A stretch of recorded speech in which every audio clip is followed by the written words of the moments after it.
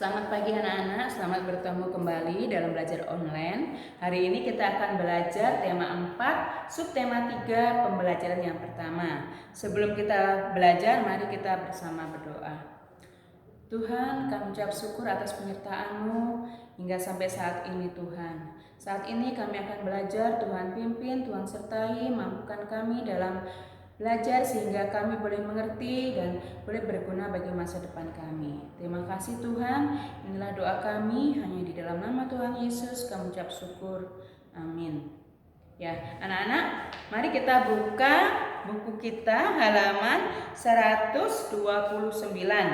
Ya, tujuan pembelajaran hari ini adalah membuat pantun bertema kesehatan dan mengenal penyakit jantung. Nah, mari kita baca bersama ya.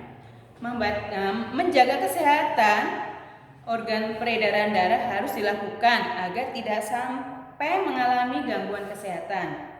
Penerapan pola hidup sehat perlu ditularkan kepada orang lain, mulai dari keluarga hingga kepada masyarakat. Banyak cara untuk memasyarakatkan pola hidup sehat, misalnya melalui poster-poster, slogan, maupun iklan layanan masyarakat. Bahkan bisa juga melalui pantun yang berisi ajakan. Nah, anak-anak coba perhatikan pantun di halaman 130. Mari kita baca bersama. Hari Lebaran makan ketupat, makan bersama di rumah Fauji. Jika ingin sehat dan kuat, harus makan makanan yang bergizi. Pantun yang kedua, mancing di sungai dapat ikan pari, dibakar bersama teman. Jika rajin membersihkan diri, badan sehat jauh dari kuman. Nah, anak-anak, dari kedua pantun ini, ya, kalian tahu ya ciri-ciri pantun, ya, yaitu di dalam pantun ini adalah pantun berupa pantun apa? Berupa pantun nasihat yang bertema tentang kesehatan. Nah, ciri-ciri pantun yang ada di halaman ini adalah ciri-cirinya satu bait berisi 4 baris. Satu baris terdapat 8 sampai 12 suku kata dan bersajak AB-AB. Baris pertama dan kedua berupa sampiran. Baris ketiga dan keempat berupa isi. Nah, itu adalah ciri-ciri pantun yang ada di halaman 130. Nah, sekarang perhatikan di halaman 131. Nah, kita belajar mengenal penyakit jantung. Nah, apa sih anak-anak penyakit jantung itu? Atau biasa juga disebut jantung koroner. Nah, penyakit jantung koroner adalah kondisi yang terjadi ketika pembuluh darah utama yang menyuplai darah ke jantung mengalami kerusakan. Nah, ketika terjadi penumpukan plak atau kolesterol, pembuluh darah koroner akan menyempit sehingga aliran darah dan suplai oksigen menuju jantung pun akan terhambat. Kurangnya aliran darah ini akan menyebabkan rasa nyeri pada dada dan sesak nafas, hingga suatu saat terjadi hambatan total pada aliran darah menuju jantung. Penyakit jantung koroner termasuk salah satu penyakit yang menyebabkan kematian. Nah, diagnosis penyakit jantung antara lain yaitu adalah tes darah. Nah, tes darah ini ya anak-anak ada 2 jenis yang dilakukan, yaitu tes darah kolesterol dalam darah dan pemeriksaan enzim jantung. Sebagai pelengkap pemeriksaan darah kolesterol, ya, serangkaian darah atau serangkaian tes darah juga diperlukan untuk memantau kerja jantung, termasuk pemeriksaan enzim jantung untuk melihat adanya kerusakan pada otot organ tersebut. Yang kedua yaitu pemeriksaan elektrokardiogram. Ya, bahasanya asing ya mungkin buat kalian ya anak-anak ya, tapi ya kita belajar bersama. Nah, Aktivitas listrik otot jantung dapat diperiksa melalui elektrokardiogram. Nah, tetapi pemeriksaan ini tidak cukup untuk menentukan apakah sistem atau pasien mengidap penyakit jantung atau tidak. Nah, selain dengan posisi tidur, pemeriksaan elektrokardiogram juga ada yang dilakukan saat jantung pasien dipicu dengan berlari di atas treadmill.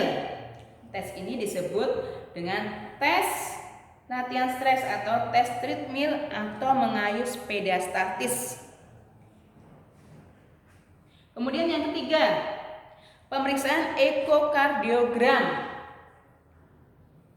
Pemeriksaan ini sejenis dengan USG, digunakan untuk melihat struktur, ketebalan, dan gerak tiap denyut jantung hingga membentuk sebuah gambar jantung secara mendetail. Tes ini juga dapat memeriksa tingkat kinerja jantung. Kemudian yang keempat yaitu pemeriksaan X-ray. Ya. Pemeriksaan X-ray ini guna melihat kondisi jantung, paru-paru, dan dinding dada secara umum. Pemeriksaan ini akan dapat dilihat apabila jantung mengalami pembesaran atau apabila terjadi penumpukan cairan di paru-paru. Kemudian yang kelima adalah angiografi koroner atau kateterisasi jantung. Nah, pemeriksaan ini dilakukan dengan penerapan bios lokal. Prosedur kateterisasi jantung meliputi 1. Memasukkan kateter sampai ke arteri jantung melalui kaki atau selangkangan. Yang kedua, penyuntikan tinta ke dalam arteri jantung melalui kateter. Nah, tujuannya adalah untuk memeriksa keberadaan serta tingkat keparahan penyempitan di dalam pembuluh darah jantung dan untuk memeriksa tekanan di dalam bilik jantung. Kemudian yang keenam, CT atau MRI scan. Nah, kedua pemeriksaan ini juga bisa dilakukan untuk melihat kondisi lebih mendetail pada struktur jantung yang mungkin tidak tampak pada pemeriksaan yang menggunakan X-ray. Nah, gejala jantung antara lain yaitu angina. Ya, angina adalah sakit dada yang timbul karena berkurangnya darah ke jantung akibat penyempitan pembuluh darah.